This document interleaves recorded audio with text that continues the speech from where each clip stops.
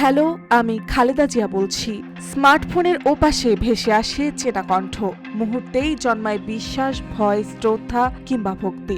যাই থাকুক, দ্বিতীয়বার ভাবার সুযোগ পান না অপর প্রান্তের মানুষটি, আর সেখানেই বসে প্রতারণার ফাঁদ।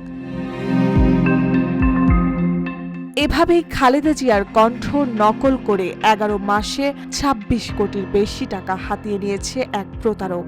বিস্ফোরক এ তথ্য মিলেছে বাংলাদেশ ফাইন্যান্সিয়াল ইন্টেলিজেন্স BFIU এর গোপন অনুসন্ধান প্রতিবেদনে।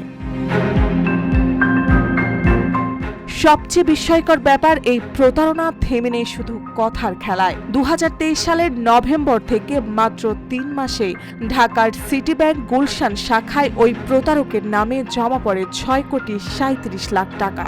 হঠাৎ এত টাকা জমা হওয়ায় নড়ে চড়ে বসে ব্যাংক। সমৃদ্ধির পথে এগিয়ে যেতে দরকার ইস্পাত দৃঢ় ভিত্তি। তাই স্থাপনার স্থায়িত্ব নিশ্চিত করুন সর্বোচ্চ মানের ZSRM ব্রডবার। ZSRM bond to bond. শুরু হয় তদন্ত, বেরিয়ে আসে একের পর এক চাঞ্চল্যকর তথ্য।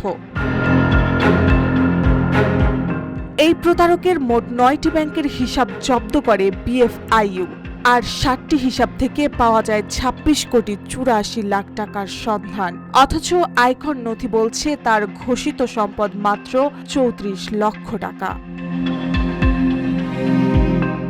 তদন্তে উঠে আসে সব ভয়ানক প্রতারণার কৌশল। খালেদা জিয়ার কণ্ঠস্বর হুবহু নকল করে প্রতারক ও তার সহযোগীরা ফোন দিতেন প্রভাবশালীদের। কখনো সহযোগিতার নামে, কখনো রাজনৈতিক প্রয়োজন দেখিয়ে, কখনো বা হুমকি দিয়ে তুলে নিতেন মোটা অঙ্কের অর্থ। ভুক্তভোগীরা লজ্জায় কিংবা ভয়ে চুপ। এখন পর্যন্ত কেউ মামলা করার সাহস দেখাননি।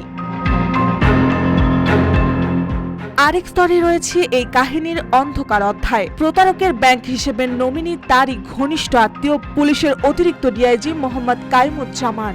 তিনি বর্তমানে কর্মরত আছেন নৌ পুলিশে। আর সব থেকে বড় প্রশ্ন এখানেই, তাহলে কি এই প্রতারণার নেটওয়ার্ক আরো বিস্তৃত? এর পেছনে কি তাহলে থাকছে প্রভাবশালীদের ছায়া? সব মিলিয়ে প্রশ্নের পর প্রশ্ন ঘুরপাক খাচ্ছে। যদি খালেদা জিয়ার কণ্ঠই হয় অস্ত্র, তাহলে কারাই অস্ত্র তুলে দিচ্ছে প্রতারক চক্রের হাতে? আর কেন এখনো অধরা এই রহস্যের মূল চরিত্র? মার্জিয়া মৌ, রূপালী বাংলাদেশ।